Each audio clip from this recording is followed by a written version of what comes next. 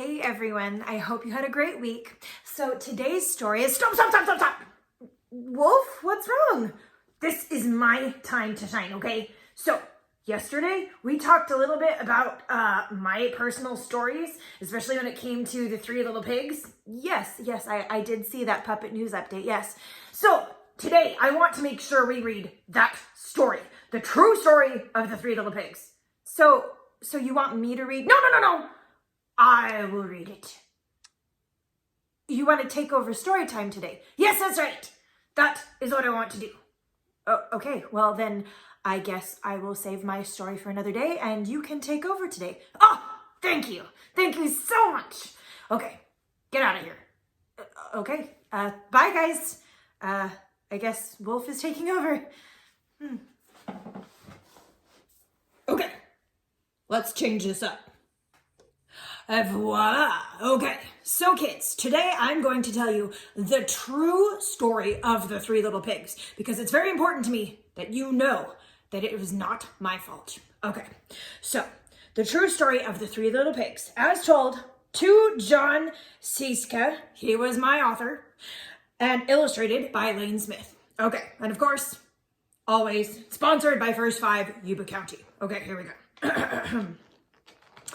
I'm the wolf, Alexander T. Wolf. You can call me Al. Now look, I don't know how this whole big bad wolf thing got started, but it's all wrong.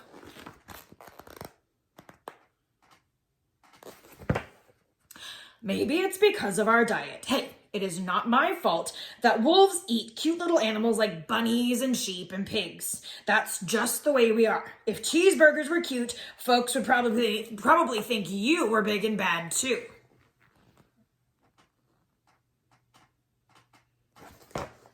Right? Right. Way back in Once Upon a Time, I was baking a birthday cake for my dear old granny, but I had a terrible sneezing cold and I ran out of sugar.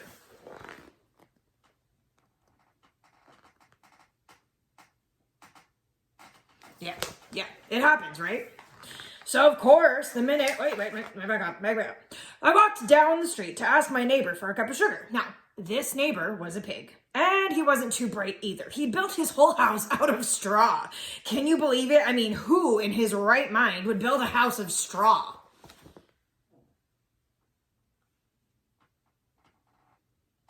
Seems pretty absurd if you ask me.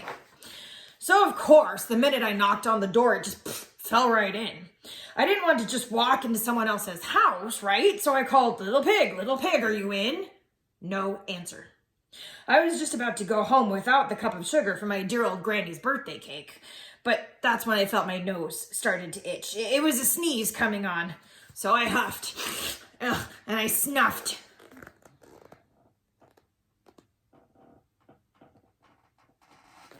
I think you can see where this is going, right? Right. Okay. And I sneezed a great sneeze.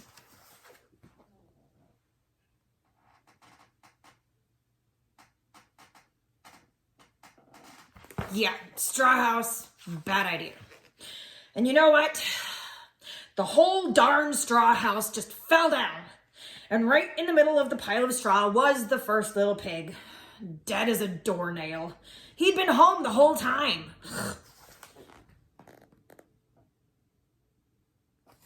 So, okay, look, it seemed a shame to leave a perfectly good ham dinner lying there in the straw. I mean, yes, I didn't kill him. It was just a sneeze and knocked his house down. But I mean, he was there and I am a wolf, so I ate it up. Think of it like a big cheeseburger just lying there. I mean, really, can you blame me? So I was feeling a little bit better, but I still didn't have my cup of sugar. So I went to the next neighbor's house. Now, this neighbor was the first little pig's brother. Yeah, I wasn't planning to tell him that, I'd eaten his brother. Yeah, I was trying to be a good neighbor.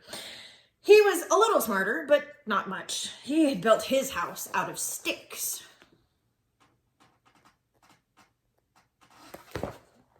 I rang the bell on the stick house, but nobody answered. So I called, little pig, Mr. Pig, are you in? And he yelled, go away, Wolf, you can't come in. I'm shaving the hairs of my chinny chin chin. It's fair. You know, the ladies like a clean-shaven face. So anyway, I just grabbed the doorknob and I felt another sneeze coming on. So I huffed and I snuffed and I tried to cover my mouth.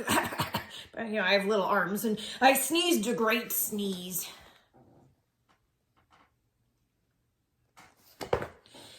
And you're not gonna believe it, but this guy's house fell down just like his brother's. When the dust cleared, there was the second little pig, dead as a doornail. Wolf's honor. A total accident. I mean, his house fell down. He really should have built a better house. I mean, come on. How is this my fault? No, you know, food will spoil if you leave it out in the open, so I did the only thing that there was to do. I had dinner again.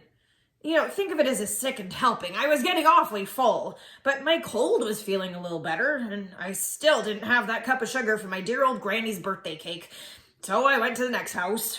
Now, this guy was the first and second pig's little pig's brother. Blah, blah. I don't know which one was the littlest.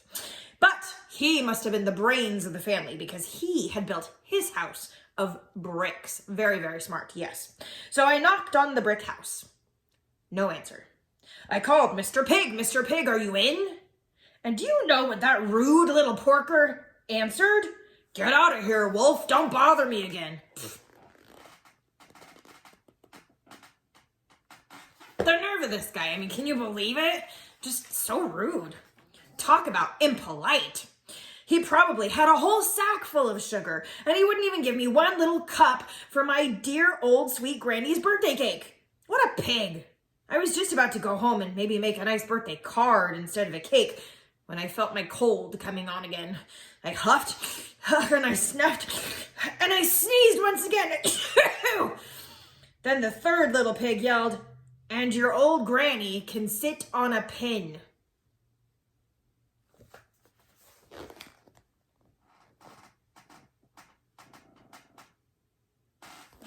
The nerve of this guy. Now, I'm usually a pretty calm fellow, but when somebody talks about my granny like that, I mean, I go a little crazy. So when the cops drove up, of course I was trying to break down this pig's door, and the whole time I was huffing and puffing and sneezing and making a real scene. It was embarrassing, really.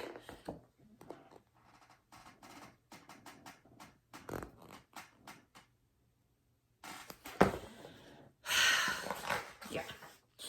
The rest, as they say, is history.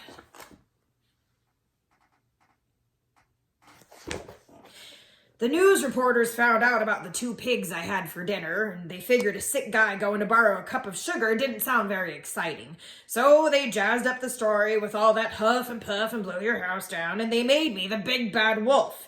That's it. The real story. I was framed. It was a bit of a low point in my life, I'm not gonna lie. But you know, maybe you could loan me a cup of sugar. The end. I never did get that cup of sugar for my granny. But you know, I'm out on probation now and they recognize that it was all a big misunderstanding. But you know, if I ever see that pig again, oh, sit on a pin. Honestly, he's so rude. How come pigs always have such a good rap and wolves have such a bad one? It's really not fair. Anyway, thanks for welcoming me into your lives. Hopefully we can get past this ugly part of my history. Just remember, it was an accident. Wolves aren't always such bad guys. Thanks for tuning in. See you next time.